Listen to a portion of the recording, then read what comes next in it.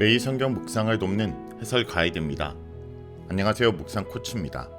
함께 읽고 나누는 말씀은 창세기 10장 1절에서 32절까지 말씀입니다. 오늘 본문은 노아의 아들들의 족보입니다. 홍수 후에라는 것은 하나님의 축복과 명령대로 노아의 후손들이 세계로 번성하기 시작했음을 알리는 표지입니다.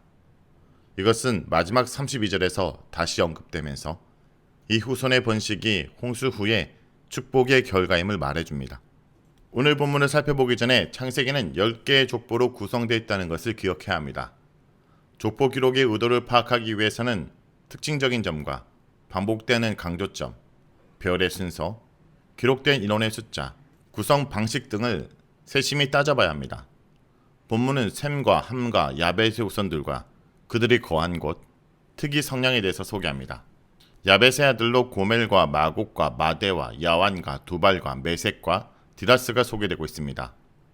함의 아들들은 구스와 미스라임과 북과 가난이 소개되고 있습니다. 구스는 에티오피아를, 미스라임은 이집트를, 가난은 팔레스타인을 말합니다. 함의 아들들이 나일강을 중심으로 운명을 이루었음을 알 수 있습니다. 이어서 리무롯이 특징적으로 언급되고 있습니다. 그는 용사로 신할 땅 바벨로부터 아수르에 나아가 니느웨를 비롯한 큰 성읍을 건설합니다. 셈의 아들들은 엘람과 아수르와 아르박삭과 룻과 아람으로 주요 청작지는 아라비아와 메소포타미아 지역입니다. 노아의 후손들은 이렇게 생육하고 번성할 것이라는 약속에 따라 여러 백성으로 나뉘어 각기 언어와 종족과 나라를 이룹니다. 모세는 노아의 아들들의 후손을 총 70명으로 기록하므로 특별한 의미를 부여합니다. 이로써 노아로부터 시작된 인류가 1차적으로 70명에서 완성되고 있음을 강조하고 있습니다. 이들은 이후 완성된 인류를 대표합니다. 애굽으로 내려간 야곱의 가족 70명, 이스라엘의 70인 장로, 예수님께서 파송하신 70인 전도자 등은 앞으로 이루어질 일에 대한 성취적 완성을 나타낸 표현들입니다. 노아를 머리로 한 옛 인류를 완성하신 하나님께서 아들을 통해 새 인류를 지으실 것을 뜻하셨고 예수 그리스도를 머리로 한 70인 전도자를 이루심에서 이를 먼저 보여주십니다.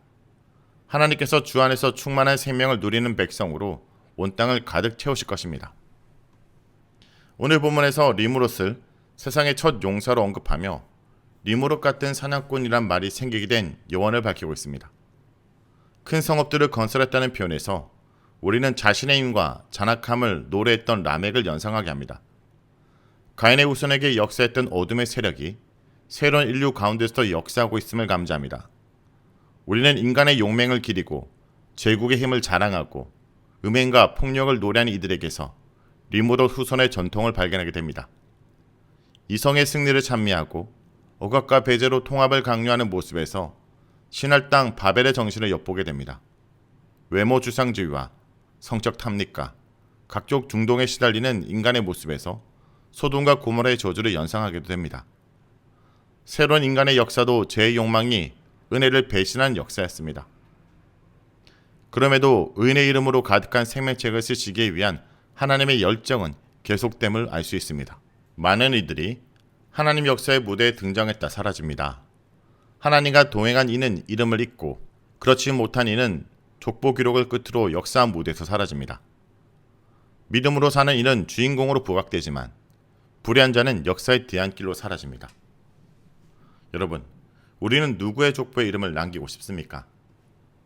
성도 여러분, 오늘 본문에서 총 70개의 민족 이름이 등장합니다. 성경에서 70은 앞에서 언급한 것처럼 전체와 완전함을 상징하는 숫자입니다.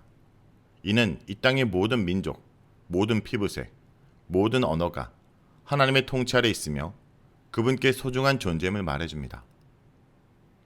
우리는 타인을 타자로 규정하며 벽을 쌓습니다. 그러나 십장은 말합니다. 우리는 모두 노아의 자녀이며 하나님의 피조물이다. 오늘날 우리 사이의 갈등, 혐오, 그리고 소외 문제를 해결할 열쇠는 바로 이 기원의 회복에 있습니다. 나와 다른 사람이 사실은 하나님의 한 핏줄임을 깨달을 때 비로소 진정한 사랑과 화해가 시작됩니다. 흩어진 민족들을 다시 하나로 묶는 것은 인간의 기술이나 힘이 아니라 십자가에 흘리신 그리스도의 보혈입니다. 비록 우리가 지금은 각자의 삶의 자리에서 흩어져 살아가지만 우리 모두는 하나님이라는 하나의 거대한 뿌리로 연결되어 있습니다. 이 족보에 기록된 이름처럼 여러분 이름 석자 역시 하나님의 생명책에 소중히 기록되어 있음을 잊지 않기 원합니다. 말씀을 놓고 기도하겠습니다.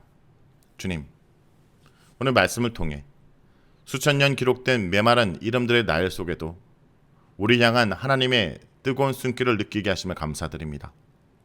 홍수 심판 이후에 텅 빈 세상에 다시금 생명의 씨앗을 뿌리시고 야벳과 함과 셈을 통해 온 땅을 채우신 하나님의 그 열심을 감사드립니다.